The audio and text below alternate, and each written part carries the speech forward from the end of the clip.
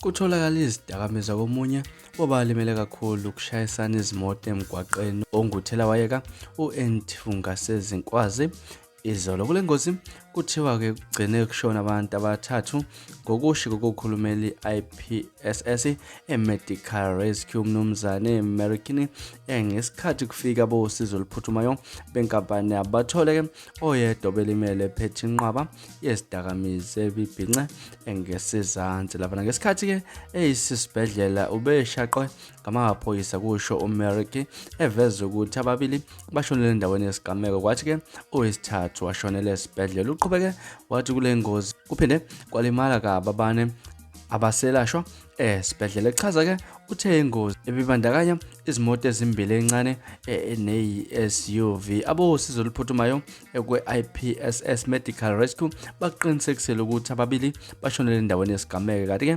omunye wesihlanu obelimele kakhulu waphuthunyiswa esibhedlela lapha ashonele khona. Uveze ukuthi-ke lapha baphuthunyiswa esibhedlela baqale banika usizo oluphuthumayo khona endaweni yesigameko ngaphambi-ke kokuba badlulisele esibhedlela eseduzane. Ubalula ukuthi-ke kumele ababebambekile ezimotweni batawulwe ngosizo lezicishamlilo ezakwaDukuza. Okhulumela-ke amaphoyisa KwaZulu-Natal Constable Thenjiswa Ngcobo uthe amaphoyisa aseNewark aphenye icala lokubulala ngokungenhloso nelokushayela budedengu kulandela le ngozi. Uqinisekisile ukuthi ababili bashonele endaweni esehlo kwathi abanye balimele baphuthunyiswa esibhedlela. Amaphoyisa abengakakuphenduli ngokuthole kwezidakamizwa enzeke kule ngozi. Umfezeko uNtuthu wakho malo ngenifunda lezi ndaba kwi-Radio Inkezi. Ngiphinde futhi-ke ngicela ukuthi mangabe usemusha ungakhohlwa ukusubscribe nokulike kanjalo futhi-ke nokushare kukhona okukhulu kunakho konke. Sengiphuma kanjena nyabuya futhi nezinye izindaba ezilandelayo kwivideo